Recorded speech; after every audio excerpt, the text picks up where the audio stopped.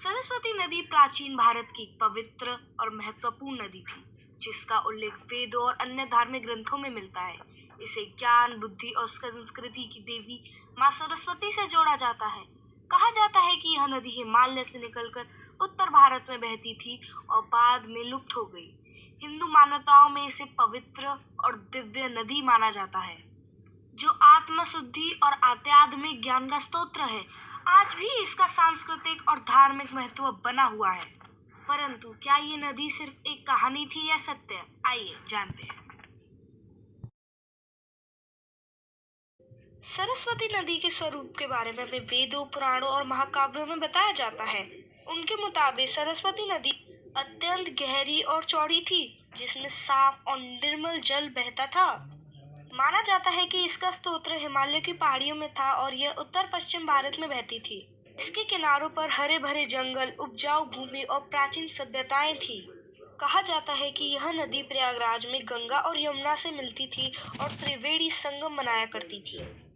ऋग्वेद में इसे एक विशाल और तेजी से बहने वाली नदी बताया गया है, जो समुद्र तक पहुंचा करती थी। वर्णन जो हमें हिंदू ग्रंथों के अनुसार मिलता है, उसके अनुसार सरस्वती नदी हिमालय से उद्गम लेकर उत्तर भारत में बहती थी और कई महान सभ्यताओं को जीवन देती थी।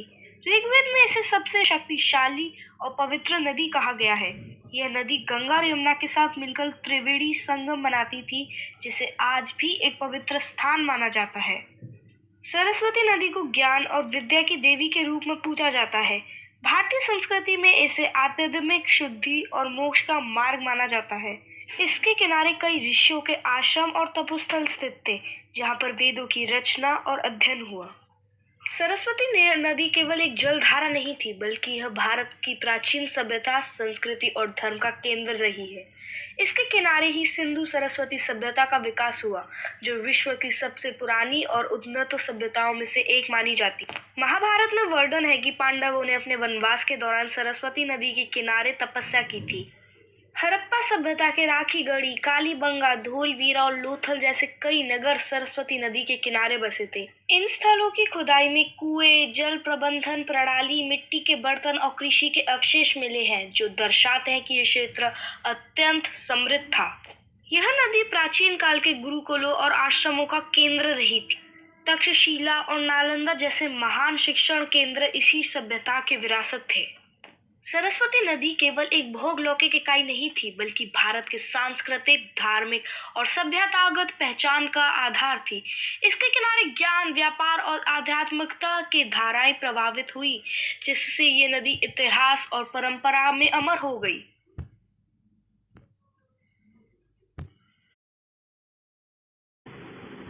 ऐसा माना जाता है कि सरस्वती नदी जलवायु परिवर्तन और भूगर्भीय गतिविधियों के कारण धीरे धीरे विलुप्त हो गई। हालांकि इसे धार्मिक और आध्यात्मिक दृष्टि से अभी भी जीवित माना जाता है और इसकी समृद्धि भारतीय संस्कृति और परंपराओं में गहराई से समाई हुई है। जैसे त्रिवेणी संगम, जो प्रयागराज में गंगा और यमुना नदी मिलकर बनाती हैं, उसमें सरस्वती नदी को अदृश्य रूप में माना जाता है, जहां श्रद्धालु आज भी इसकी पूजा करते हैं।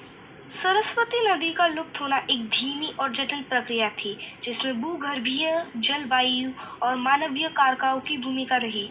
यह नदी, जो कभी हिमालय से लेकर अरब सागर तक बहती थी, धीरे धीरे विलुप्त हो गई। इसके अंत के मुख्य कारण है, जैसे भूगर्भीय परिवर्तन और टेक्टोनिक हलचलें। वैज्ञानिक शोध बताते हैं कि लगभग 4000 से 5000 वर्ष पहले बड़े भूकंपों और टेक्टोनिक हलचलों के कारण सरस्वती नदी की धारा बदल गई।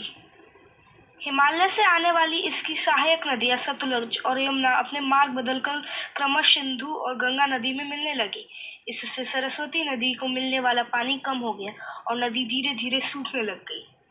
नंबर 2, जलवायु परिवर्तन और सूखा। 4000 साल पहले इस क्षेत्र में जलवायु परिवर्तन हुआ, जिससे बरसात कम होने लगी और नदी का जल स्रोत कमजोर पड़ गया। थार रेगिस्तान का विस्तार होने लगा, जिससे सरस्वती नदी का किनारे की नमी खत्म हो गई। नंबर 3, रेगिस्तान का विस्तार और भूगर्भीय जल का सूखना। सरस्वती नदी के लुप्त होने का एक बड़ा कारण थार मरुस्थल का फैलना भी था।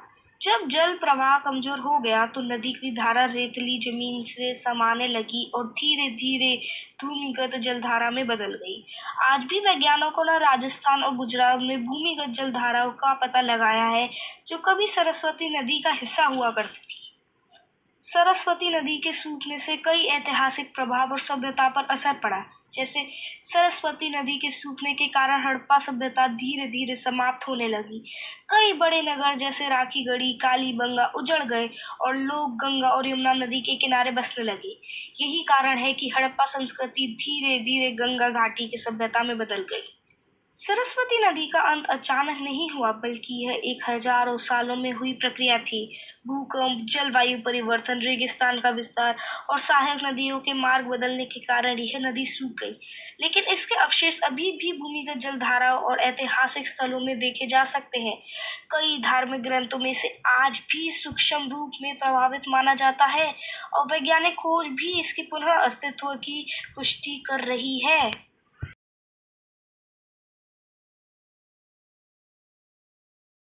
सरस्वती नदी को लेकर कई वैज्ञानिक शोध किए गए हैं, जिनमें भूगर्भीय अध्ययन, सैटेलाइट इमेजिंग, पुरातात्विक खुदाई और जल विज्ञान शामिल है। इन शोधों में इस बात का प्रमाण मिला है कि प्राचीन काल में एक विशाल नदी प्रवाहित होती थी, जो समय के साथ लुप्त हो गई। नंबर 1, सैटेलाइट इमेजिंग और भूगर्भीय अध्ययन। इसरो और नासा द्वारा किए गई सैटेलाइट अध्ययन से यह पता चला है कि भारत और पाकिस्तान के थार रेगिस्तान में सूखी नदी की धारा मौजूद है, जो सरस्वती नदी की प्राचीन धारा मानी जाती है। रडार इमेजिंग तकनीक से यह पुष्टि हुई है कि हजारों साल पहले यह नदी हिमालय से निकलकर राजस्थान और गुजरात होते हुए अरब सागर तक बहती थी। नंबर 2, पुरातात्विक खुदाई और हड़प्पा सभ्यता। राखीगढ़ी, कालीबंगा, धोलवीरा और भीलडाना जैसे हड़प्पा-कालीन स्थलों की खुदाई से यह साबित हुआ है कि इन क्षेत्रों में एक विशाल नदी बहती थी, जिसके किनारे प्राचीन नगर बसे थे। हड़प्पा सभ्यता के कई शहर इस नदी के किनारे फले-फूले, जिससे यह साबित होता है कि यह नदी उनके लिए जीवनदायिनी थी। नंबर 3, जल विज्ञान और भूविज्ञान शोध।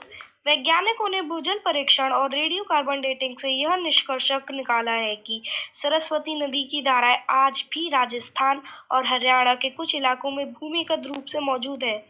शोधों के अनुसार लगभग 4000-3000 बीसी में तक यह नदी अस्तित्व में थी, लेकिन बाद में टेक्टोनिक हलचलों और जलवायु परिवर्तन के कारण यह नदी सूख गई। नंबर 4, ऐतिहासिक और साहित्यिक प्रमाण। ऋग्वेद में 50 से अधिक बार सरस्वती नदी का उल्लेख मिलता है, जिसमें इसे महान नदी और नदियों की माता कहा गया है। महाभारत और अन्य ग्रंथों में भी इसका उल्लेख आता है, जहां इसे एक शक्तिशाली नदी के रूप में वर्णन किया गया है। सरस्वती नदी केवल एक पौराणिक कथा नहीं, बल्कि भारत की प्राचीन सभ्यता की जीवनदायिनी धारा थी। आधुनिक वैज्ञानिक शोध, भूगर्भीय अध्ययन और पुरातात्विक प्रमाणों ने यह साबित कर दिया है कि यह नदी वास्तव में अस्तित्व में थी और हजारों वर्षों तक भारतीय समृद्ध सभ्यता की पोषित करती रही।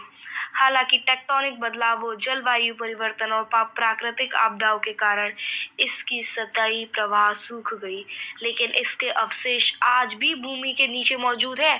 भूजल सर्वेक्षण और रेडियो कार्बन डेटिंग से यह सिद्ध हो चुका है कि राजस्थान, हरियाणा और गुजरात के कई हिस्सों में सरस्वती नदी की भूमिगत धाराएं आज भी प्रभावित हो रही हैं। हिंदू ग्रंथों और आधुनिक शोधों के अनुसार सरस्वती नदी केवल भौतिक अस्तित्व तक सीमित नहीं, बल्कि यह आज भी सूक्ष्म रूप में प्रभावित हो रही है। वेदों पुराणों में इसे तीनों लोकों में बहने वाली नदी कहा गया है और ये तीर्थ स्थलों जैसे त्रिवेणी संगम, जो प्रयागराज में है, इसमें अदृश्य जलधारा के रूप में स्वीकार किया जाता है। वैज्ञानिक अध्ययनों ने भी इसके भूमिगत प्रवाह की पुष्टि की है, जो इसे एक जीवित सत्य बनाता है। सरस्वती न केवल एक नदी है, बल्कि संस्कृति, ज्ञान और आध्यात्मिक का स्रोत थी और आज भी हमारे इतिहास और आस्था में सरस्वती नदी जीवित है।